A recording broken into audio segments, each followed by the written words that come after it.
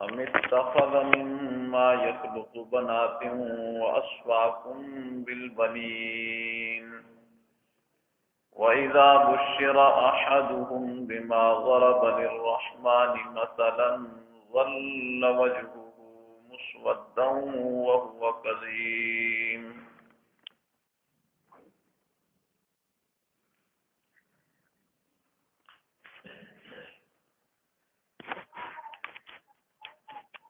اس رکوع کے اندر خالق ارض و سما نے یہود و نصارہ کے باطل اور غلط نظریات کا رد فرمایا ہے۔ یہودیوں کا باطل اور غلط نظریہ یہ تھا کہ یہودیوں نے حضرت عزیر علیہ السلام کو اللہ کا بیٹا کہا۔ وقالت الیہود عزیر ابن اللہ، یہودیوں نے کہا کہ حضرت عزیر اللہ کے بیٹے ہیں۔ یہ وہی حضرت عزیر ہیں جنہیں خالق ارض و سما نے 100 سال تک موت عطا کر دی۔ 100 سال کے بعد حضرت عزیر کو دوبارہ زندہ کیا۔ یہ وہی حضرت عزیر ہیں۔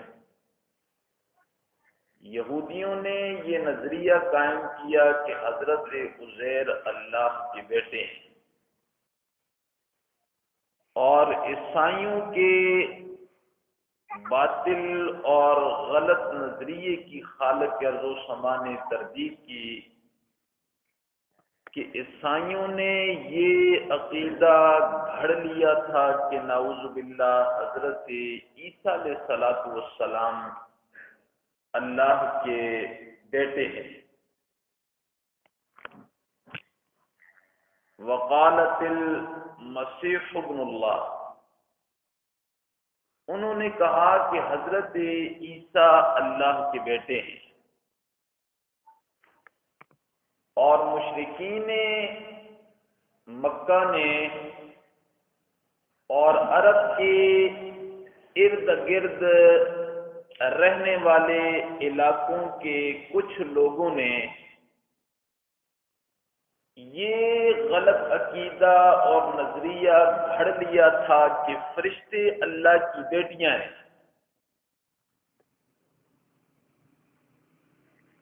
اللہ نے بڑے خوبصورت انداز کے ساتھ ان کے غلط عقائد و نظریات کو رد فرمایا۔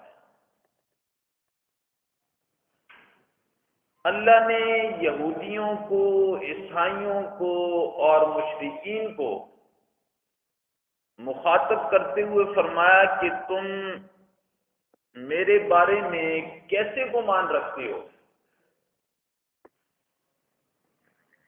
زمین کو میں نے پیدا کیا، آسمان کو، سورج کو، چاند کو، ستاروں کو، انسانوں کو، جنوں کو، عرشیوں کو، فرشیوں کو، کائنات کا خالق میں ہوں۔ میں نے اس ساری کائنات کو وجود دیا، اور میں نے اپنے لیے بیٹیوں کو پسند کیا، اور جو میری مخلوق ہے اس کے لیے میں نے بیٹوں کو پسند کر لیا۔ میری طرف تم بیٹیوں کی نسبت کرتے ہو اور اپنی طرف تم بیٹوں کی نسبت کرتے ہو، جبکہ بیٹیوں کے بارے میں تمہارا یہ نظریہ ہے، تمہارا یہ عقیدہ ہے، تمہارا یہ خیال ہے، تمہاری یہ سوچ ہے کہ اگر تمہیں یہ پتہ چل جاتا ہے کہ تمہارے گھر میں بیٹی پیدا ہوئی ہے، تم اس بات کو لوگوں کے سامنے ظاہر نہیں کرتے، بیٹی کا پیدا ہونا اسے اپنے لیے عار تصور کرتے ہو، ذلت تصور کرتے ہو، رسوائی تصور کرتے ہو کہ میرے گھر میں بیٹی کیوں پیدا ہو گئی ہے۔ اور جب بیٹا پیدا ہوتا ہے تو تم پھولے نہیں سماتے، لوگوں کو بتاتے پھرتے ہو اور انہیں دعوتیں کھلاتے ہو، اور بیٹی پر تمہارا چہرہ بجھ جاتا ہے اور تمہارے دل میں گھٹن محسوس ہونے لگتی ہے، اور اس کی نسبت تم کرتے ہو میری طرف، تو اپنی طرف کرتے ہو تم بیٹوں کی نسبت۔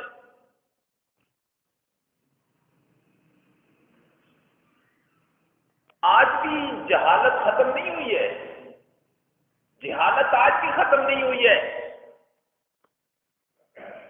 کسی خاتون کے گھر میں ایک بیٹی پیدا ہو جائے، دوسری بیٹی پیدا ہو جائے، تیسری بیٹی پیدا ہو جائے، ساس اسے تانے دینے لگتی ہے، خاوند اسے تانے دینے لگتا ہے، اور اس کا پورا خاندان اسے تانے دینے لگتا ہے کہ تو نے بیٹیوں کو ہی جلنا شروع کر دیا ہے۔ حالانکہ پچھلے سبق میں یا اس سے پچھلے سبق میں آپ نے یہ بات سنی ہے، یَهَبُ لِمَن یَشَاءُ إِنَاثًا وَیَهَبُ لِمَن یَشَاءُ الذُّکُورَ، جسے میں چاہتا ہوں اسے بیٹیاں دیتا ہوں اور جسے میں چاہتا ہوں اسے بیٹے دیتا ہوں۔ أَوْ يُزَوِّجُهُمْ ذُكْرَانًا وَإِنَاثًا، جسے میں چاہتا ہوں اسے بیٹے بھی دیتا ہوں، بیٹیاں بھی دیتا ہوں،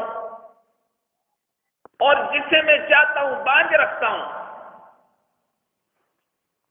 یہ بیٹے دینا، بیٹیاں دینا، کسی کو بانجھ رکھنا، اس میں تو نہ کسی مرد کا اختیار ہے اور نہ پیدا کرنے والی ماں کا اختیار ہے کہ اس نے بیٹا پیدا کرنا ہے کہ بیٹی پیدا کرنی ہے، یہ چیز اس کے اختیار کے اندر ہو۔ اور معاشرہ یہاں تک پہنچ چکا ہے، یہ باتیں دیکھنے میں سننے میں آئی ہیں، کئی لوگوں نے اپنی بیویوں کو صرف اس وجہ سے طلاق دے دی کہ وہ بیٹیاں پیدا کرتی ہیں، وہ بیٹیاں پیدا کرتی ہیں، صرف اس وجہ سے ان کے گھر کو اجاڑ دیا اور اپنے آپ کو اللہ کے غضب کا مستحق انہوں نے ٹھہرایا۔ بیٹیوں کی نسبت میری طرف کرتے ہو اور بیٹوں کی نسبت اپنی طرف کرتے ہو، حالانکہ حدیث قدسی ہے، اللہ نے فرمایا میرے بندے مجھے گالیاں دیتے ہیں، ان کے لیے یہ مناسب نہیں ہے کہ یہ مجھے گالیاں دیں۔ مولا تجھے کیسے گالیاں دیتے ہیں؟ اللہ نے فرمایا کسی نے کہا عزیر میرا بیٹا ہے، کسی نے کہا حضرت عیسیٰ میرے بیٹے ہیں، کسی نے فرشتوں کی طرف میری نسبت کر دی، یہ بیٹیاں ہیں۔ یہ جتنے بھی باطل عقائد و نظریات ہیں، قرآن نے ان کا رد فرمایا کہ یہ سارے باطل شرکیہ اور کفریہ عقائد ہیں۔ جو یہ عقیدے رکھتا ہے وہ اللہ کے ساتھ دشمنی کرتا ہے، اس نے خالق ارض و سما کی ذات کا انکار کر دیا، جبکہ قرآن واضح فیصلہ کر رہا ہے قل هو اللہ احد اللہ الصمد لم یلد ولم یولد ولم یکن له کفوا احد، وہ کسی سے پیدا نہیں ہوا اور نہ اس سے کوئی پیدا ہوا ہے اور نہ اس کا کوئی ہمسر ہے، کوئی شریک ہے، وہ وحدہ لا شریک ہے، وہ ساری کائنات کا خالق ہے، مالک ہے، رازق ہے، مدبر ہے، مختار کل ہے، عالم الغیب ہے، وہ ساری کائنات کا مالک ہے، اس کا کوئی ہمسر نہیں ہے، اس کا کوئی شریک نہیں ہے، اور جس نے اولاد کی نسبت اللہ فرماتے میری طرف کی، اس نے مجھے گالیاں دی، اس نے مجھے گالیاں دی۔ تو اس رکوع کے اندر خالق ارض و سما نے یہود و نصارہ اور مشرکین کے اس باطل نظریات کو رد فرمایا، اور بڑے خوبصورت انداز کے اندر اللہ نے رد فرمایا۔ اب سنیں، ام اتخذ مما يخلق بنات واصفاكم بالبنين امستخذ، کیا بنا لیا ہے اللہ نے، امستخذ، کیا بنا لیا ہے اللہ نے، مما، ان چیزوں میں سے، یخلق، جسے اس نے پیدا کیا ہے، بنات، اپنے لیے بیٹیاں، وَأَصْفَاكُمْ بِالْبَنِينَ، اور تمہارے لیے بیٹے چن لیے، تمہارے لیے بیٹے چن لیے۔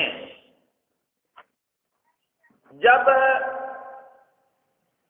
تم اس چیز کی نسبت اللہ کی طرف کر رہے ہو، اگر اس کی تمہیں خبر پہنچ جائے تو تمہارا چہرہ سیاہ ہو جاتا ہے، تمہارا دل گھٹنے لگ جاتا ہے کہ میری گھر میں بیٹی کیوں پیدا ہو گئی۔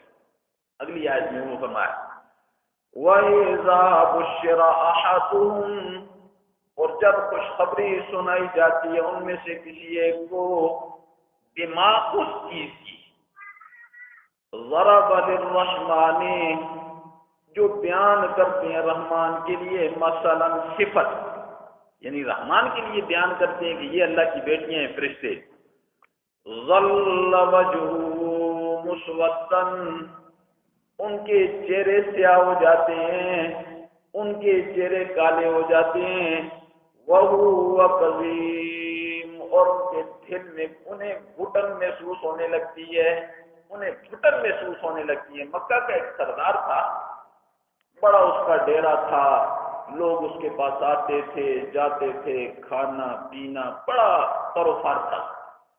اس کی لونڈی نے آ کر اس کے کان میں بتایا کہ تیرے گھر میں بیٹی پیدا ہوگی۔ وہ وہاں سے نکلا تو زندگی کے آخر دم تک پھر وہ اپنی بیوی اور اپنے گھر میں نہیں آیا، وہ وہیں سے گئے، اس وجہ سے کہ میرے گھر میں بیٹی پیدا ہو گئی۔ اور مشرکین بچیوں کو زندہ برمور کر دیا کرتے تھے، اپنے لیے شعار تصور کرتے ہیں، جبکہ رسول اللہ صلی اللہ علیہ وسلم نے فرمایا جس نے اپنی زندگی کے اندر 2 بچیوں کی پرورش کی، چاہے وہ اس کی اپنی بچیاں ہیں یا کسی غیر کی بچیاں ہیں جو اس کے پاس ہیں، جن کی پرورش کر کے اس نے شادی کر دی، اللہ، آپ نے فرمایا اللہ اس شخص کو جنت میں بھیجے گا، اس کا گھر جنت میں ہے۔ اتنی بڑی بشارت ہے خالق ارض و سما کی، جسے تم ہار سمجھتے ہو اور اپنی کمزوری سمجھتے ہو، اللہ نے فرمایا تمہاری تو صورتحال یہ ہے اور میری طرف ان کی نسبت کرتے ہو، سا ما یحکمون، کتنے غلط فیصلے کرتے ہو تم، کتنے غلط فیصلے کرتے ہو۔ پھر عورت کی ایک خصوصیت، بنیادی خصوصیت اللہ نے بیان کی کہ فطرتی طور پر جو اس کی تربیت ہوتی ہے وہ زیورات میں ہوتی ہے، کیونکہ عورت کو زیور سے بڑی محبت ہوتی ہے، بڑی محبت ہوتی ہے۔ اور پھر اللہ نے عورت کے اندر جو حیا رکھی ہے مرد کی بنسبت، وہ عورت میں حیا بہت زیادہ رکھی ہے۔ میں بے حیا عورتوں کی بات نہیں کرتا، میں مومنہ عورت کی بات کر رہا ہوں کہ جو مومنہ عورتیں ہوتی ہیں، اللہ کو ماننے والی ہوتی ہیں، شریعت کو ماننے والی ہوتی ہیں، نبی کو ماننے والی ہوتی ہیں، اللہ نے ان کے اندر بڑی حیا رکھی ہے۔ یہی وجہ ہے کہ زنا کے معاملے میں عورت گواہ نہیں بن سکتی ہے۔ ایک عورت ہو یا کروڑ عورتیں ہوں، عورت کی شہادت زنا کے متعلق اللہ نے فرمایا مردود ہے۔ اس کی وجہ کیا ہے؟ اس کی وجہ یہ ہے کہ عدالت میں قاضی کے سامنے عورت اس چیز کی گواہی نہیں دے سکتی ہے، اس کے اندر حیا اتنا غالب ہوتا ہے بنسبت مرد کے کہ وہ کھلے انداز سے بتا سکتا ہے۔ تو زنا کے معاملے میں عورت کی گواہی قابل قبول نہیں، ہاں چوری کے معاملے میں، ڈاکے کے معاملے میں، شراب کے معاملے میں عورت کی گواہی قابل قبول ہے، لیکن زنا کے معاملے میں عورت کی گواہی قابل قبول نہیں۔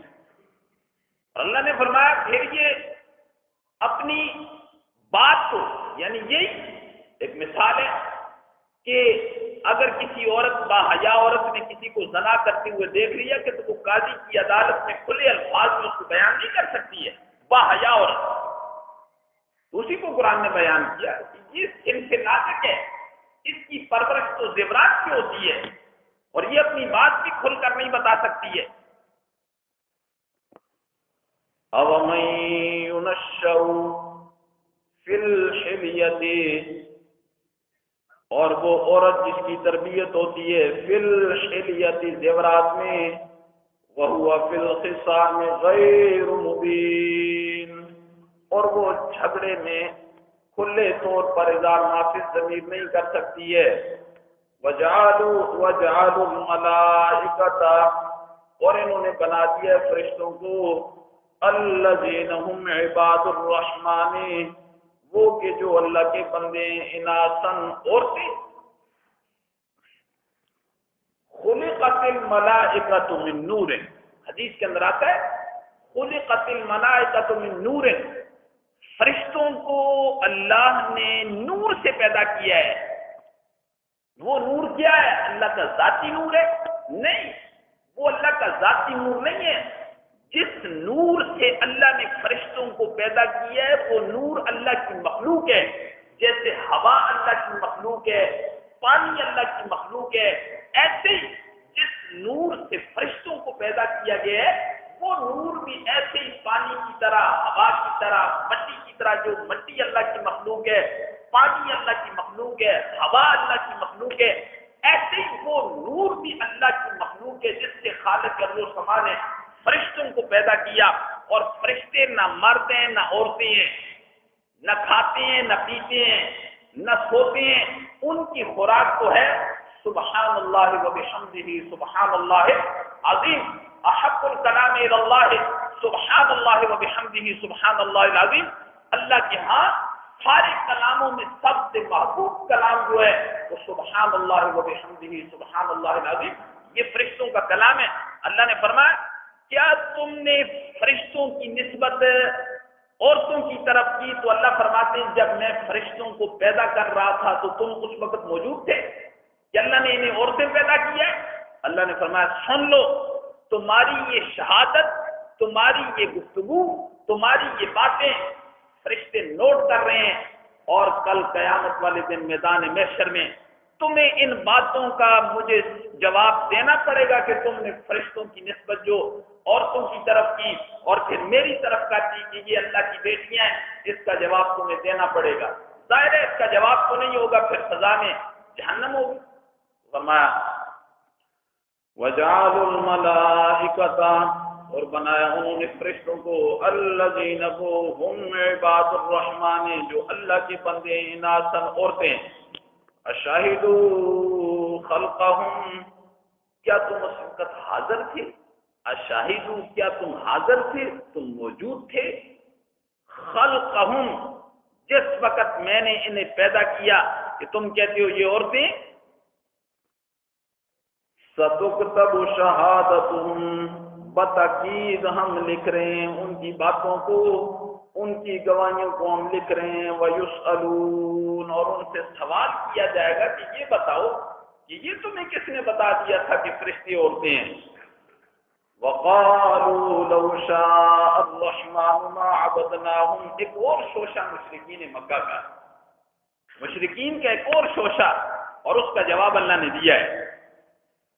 امام الانبیاء نے جب لوگوں کے سامنے لا الہ الا اللہ کی دعوت پیش کی، کوئی الہ نہیں ہے، کوئی داتا نہیں ہے، کوئی معبود نہیں ہے، کوئی مسعود نہیں ہے، کوئی حاجت روا نہیں ہے، کوئی مشکل کشا نہیں ہے، کوئی معز نہیں، مذل نہیں، موتی نہیں، مانے نہیں، مختار کل نہیں، یہ صرف ہے تو کون ہے؟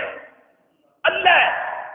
اللہ کے سامنے کسی کا سجدہ جائز نہیں ہے، کسی کی عبادت جائز نہیں ہے، کسی کے نام کی نظر و نیاز جائز نہیں ہے. اللہ کے نام کے علاوہ کسی کے نام کی نظر و نیاز جائز نہیں ہے. قرآن نے بڑی شد و مت کے ساتھ اس مسئلے کو کئی جگہ پر بیان کیا، اور پھر پہلے 10 پاروں کے اندر، پھر خصوصاً سورہ بقرہ کے اندر اللہ نے دودھ کا دودھ اور پانی کا پانی کر دیا. ہر چیز کو واضح کر کے ہمارے سامنے رکھ دیا. امام الانبیاء نے جب لوگوں کو یہ مسئلہ بیان کیا نا کہ لوگوں اللہ کی ذات کے علاوہ کوئی الہ نہیں ہے، تو قرآن نے فرمایا کہ جب ایک اللہ کی بات کی تو ان کے دل میں انقباض آ گیا. پھر آگے سے کہنے لگے کہ اگر ہم ان کی عبادت کرتے ہیں، لات کی، عزا کی، منات کی، ان کے نام کی نظر و نیازیں دیتے ہیں، تو پھر اللہ ہمیں روکتا کیوں نہیں؟ اللہ ہمیں روکتا کیوں نہیں ہے؟ اللہ نے پھر اس کا جواب کئی جگہوں پر دیا. اللہ نے کہا روکنا کیسے ہوتا ہے؟ میں نے تو تمہیں کہا اعبد اللہ، اللہ کی عبادت کرو، وَاجْتَنِبُوا الطَّاغُوتَ، شرک سے بچ جاؤ، کفر سے بچ جاؤ. اور کیسے روکنا ہوتا ہے؟ یہ بتوں کے سامنے سجدے کرنا، ان کے نام کی نظر و نیازیں دینا، چڑھاوے چڑھانا، طواف کرنا، یہ شرک کیے نا. اعبدوا اللہ، میری بندگی کرو، وَاجْتَنِبُوا الطَّاغُوتَ، اور شرک سے بچ جاؤ. یہ اللہ نے روکا نہیں ہے. ان کا خیال تھا بنی اسرائیل کی طرح کہ اللہ خود آئے اور ہمیں پکڑ کر کہے کہ نہیں، ان کی عبادت نہیں کرنی ہے.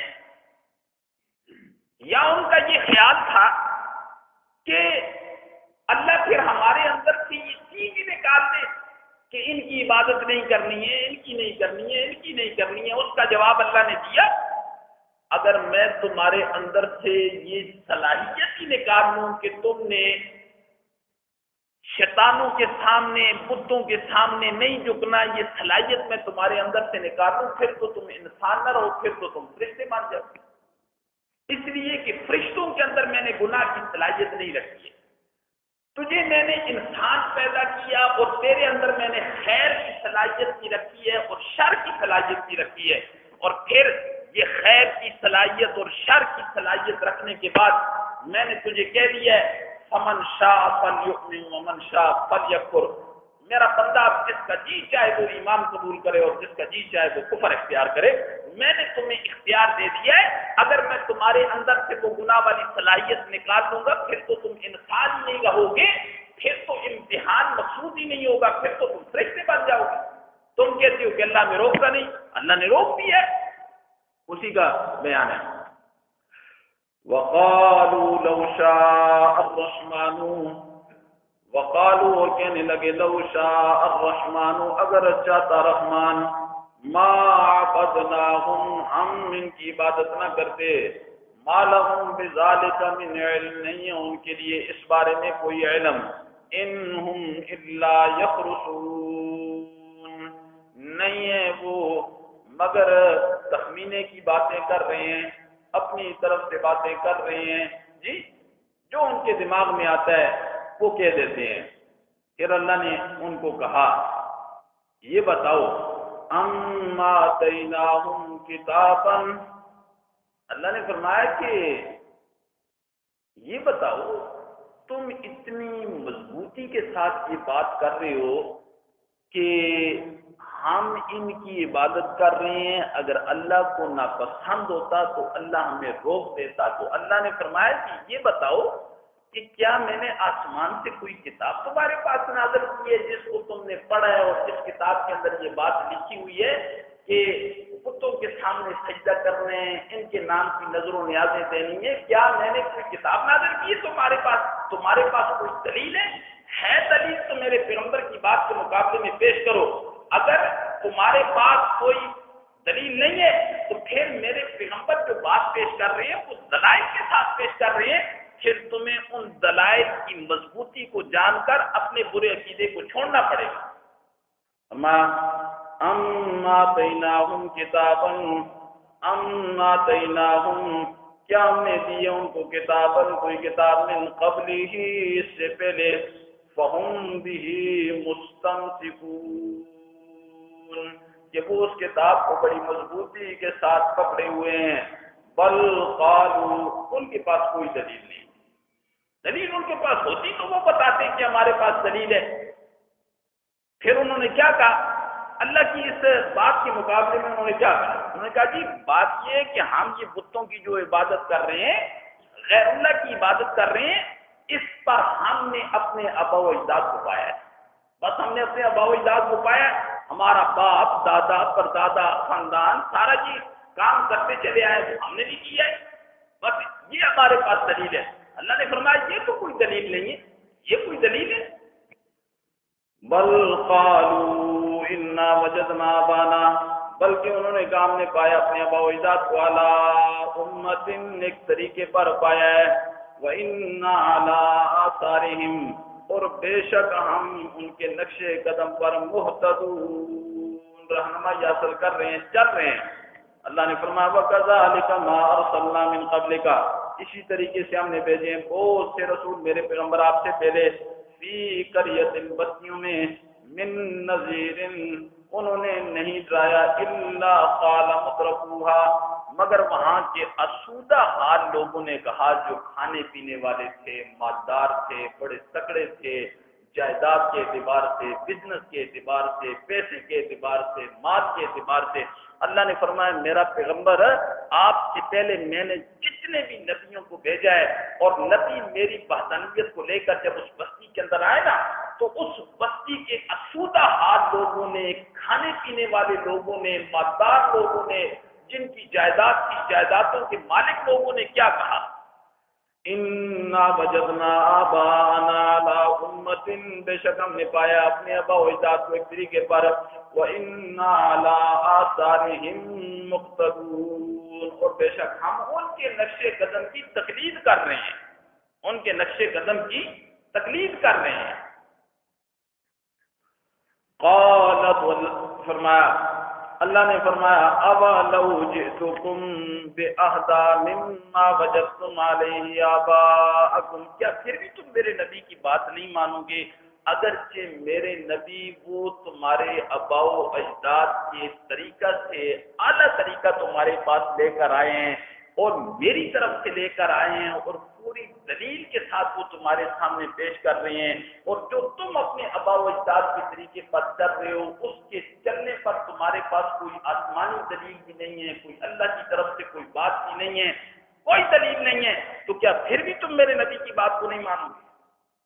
اسی کو فرمایا قل، قال، فرمایا وَلَوْ جِئْتُكُمْ، کیا اگرچہ تمہارے پاس بِأَهْدَىٰ، زیادہ ہدایت والی چیز آ جائے، مما، اس سے، وجدتم علیہ آباءکم، جس پر تم نے اپنے آبا و اجداد کو پایا، تو پھر بھی نہیں مانو گے؟ انہوں نے آگے سے جواب دیا، قالوا انا بما ارسلتم به کافرون، قالوا، کہنے لگے بے شک ہم بما، اس چیز کا، ارسلتم به، جسے آپ کو دے کر بھیجا گیا ہے، کافرون، انکار کرتے ہیں، ہم آپ کی بات کو ماننے کے لیے تیار نہیں ہیں، چاہے آپ دلیل بھی پیش کر رہے ہیں نا، پھر بھی ہم آپ کی بات کو ماننے کے لیے تیار نہیں ہیں۔ تو ضد کا کوئی علاج ہے؟ ضد کا دنیا میں کوئی علاج نہیں۔ پھر اللہ نے فرمایا آپ سن لو، کان کھول کر سنو، فانتقمنا منہم، پہلے لوگوں نے بھی یہی باتیں کی جو آج تم کر رہے ہو نا، جتنے حضرت آدم علیہ السلام سے لے کر حضرت عیسیٰ علیہ السلام تک جتنے پیغمبر آئے، ہر پیغمبر کی قوم کے سرداروں نے، اسودہ حال لوگوں نے یہی باتیں کی، تو پھر ہم نے انتقام لیا، کسی کو آسمان سے پتھر برسائے، کسی پر زلزلہ طاری کر دیا، کسی پر پانی لے کر آئے، اور کسی کو ہم نے زمین میں دھسا دیا، کوئی ایک آدمی بھی ہماری پکڑ سے نہیں بچ سکا، پتھر بھی برسائے، زلزلے بھی آئے، پانیوں سے غرق کر دیا، انہیں زمین کے اندر دھسا دیا گیا، ان کی شکلوں کو مسخ کر دیا گیا، ہم سے کوئی بھی نہیں بچا۔ کوئی لوگوں، اگر تم نے میری بات کو نہ مانا، قرآن کی حقانیت سے انکار کر دیا، تو جیسے وہ لوگ نہیں بچ سکے، ایسے تم بھی نہیں بچ سکتے ہو۔ قیامت تک آنے والے لوگوں کو اللہ نے یہ پیغام بتایا۔ فرمایا فانتقمنا منہم، ہم نے انتقام لیا ان سے۔ فرعون کتنا کیا کہہ رہا تھا اپنے آپ کو، انا ربکم الاعلی، میں سب سے بڑا رب ہوں۔ قارون کیا کہہ رہا تھا، شداد کیا کہہ رہا تھا، نمرود کیا کہہ رہا تھا، بڑے بڑے لوگ آئے، بڑے بڑے کافر آئے، تو یہ اپنے آپ کو کیا کہہ رہے تھے؟ اللہ نے فرمایا کوئی ایک بچا، کوئی ایک بچا، ایک بھی نہیں بچا ہماری پکڑ سے۔ فانتقمنا منہم، ہم نے پکڑ لیا ان میں سے ہر ایک کو۔ فانظروا، قرآن کے مخاطب دیکھنا، ایک قرآن سننے والے ذرا یہ بات دیکھ، فانظر کیف کان عاقبۃ المکذبین، دیکھ کیسا ہوا انجام جھٹلانے والوں کا، جنہوں نے میری وحدانیت کو جھٹلا دیا، پیغمبر کی رسالت کو جھٹلا دیا، مسئلہ قیامت کو جھٹلا دیا، بعد الموت کو جھٹلا دیا۔ پھر میری پکڑ کیسی ہوئی جن لوگوں نے مجھے جھٹلایا، لہذا میری بات کو جھٹلانا نہیں ہے، اگر جھٹلاؤ گے تو میری پکڑ سے نہیں بچ سکو گے۔ دعا ہے کہ اللہ تبارک و تعالیٰ ہمیں صحیح معنی میں قرآن و سنت کے مطابق عمل پیرا ہونے کی توفیق نصیب فرمائے۔ اللہ ہمارے ایمان کی حفاظت فرمائے، اور جب دنیا سے جانے کا وقت آئے تو اللہ ایمان کی سلامتی کے ساتھ ہمیں اس دنیا سے لے جائے۔ ہماری اللہم صلی علی اللہم بارک علی صلی اللہ تعالی علی خیر خلق محمد وعلی آلہ وصحبہ اجمعین برحمتہ۔ اللہ سب کا بیٹھنا سننا قبول